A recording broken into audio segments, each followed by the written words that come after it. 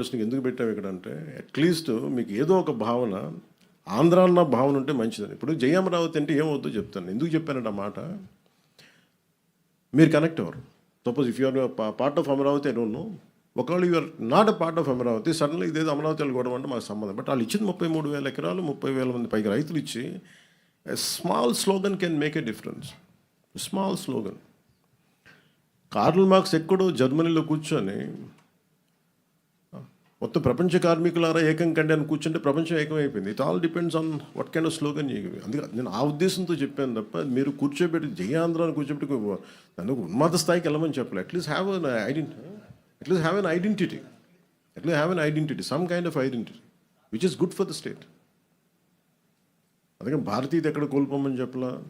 కానీ దీన్ని సబ్ రీజనలిజంకి తీసుకెళ్తే ఇంకా విడిపోవడానికి ఏమి లేవు. అన్ని రకాలుగా విడిపోయాం ఇంక అందరం. ఇంకెక్కడ కలపడానికి ఉన్నాయి తప్ప ఇంక విడిపోవడానికి ఏం లేవు. అన్ని రకాలు. ఇప్పుడు ఈ కమిటీ తాలూకు ముఖ్య ఉద్దేశం ఏంటంటే మేము కలపడానికి ఉన్నాం, విడగొట్టడానికి లేవని చెప్పడానికి. Thank you sir. జై హింద్. అమర్జీ పొట్టి శ్రీరాములకి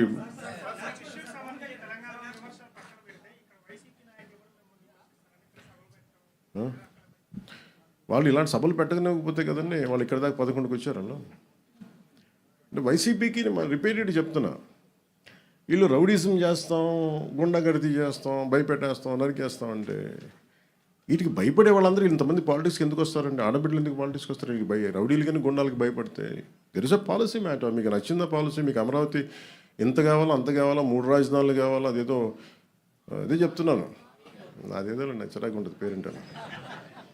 అందుకే అంటే నేను ఎంత ల్యాండ్ కావాలి అనేది అదొక ఇట్స్ ఆల్ డిపెండ్స్ ఒక్కొక్క విషయం. సో ఫైనల్లీ 2014లో ఒక డెసిషన్ తీసుకున్నారు. 30,000 ఎకరాలు, 33,000 ఎకరాలతో క్యాపిటల్ చేద్దామని చేశారు. అది కనీసం అమరావతికి పరిమితమైంది. కానీ నాకు తెలిసి ఎన్ని కిలోమీటర్లు సార్? ఒక హౌ మెనీ కిలోమీటర్లు? ఓకే, ఒక అమరావతి వరకు తీసుకుని ఒక 33,000 ఎకరాలు అనుకుంది. ఇప్పుడు ఆయన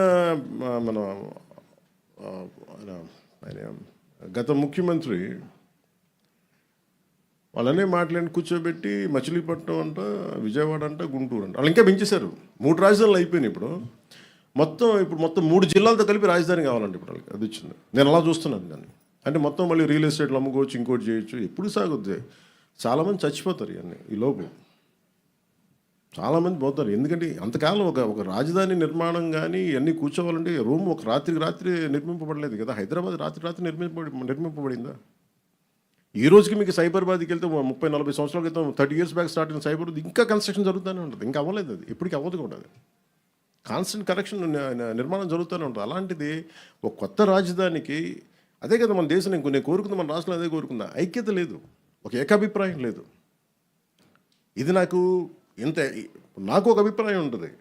ఇంత రాజధాని ఏ సైజులో ఉండాలి నాకు ఒక అభిప్రాయం. కాబట్టి ఇంక అందరం కలిసి ఒక నిర్ణయం తీసుకున్నారు కదా. తీసుకున్నప్పుడు ఇంక దాన్ని ముందుకు తీసుకెళ్ళాలి, దానికి ఒక ఆచరణలో పెట్టాలనుకుంటాం తప్ప ఇంక దాన్ని ఇంకా కన్ఫ్యూజన్ తీసుకొచ్చి ఇంకా దాన్ని చండాలం చేసి ఇది కొంచెం రైట్ ప్రాసెస్ కాదు సార్. మీది last question sir. Thank you sir.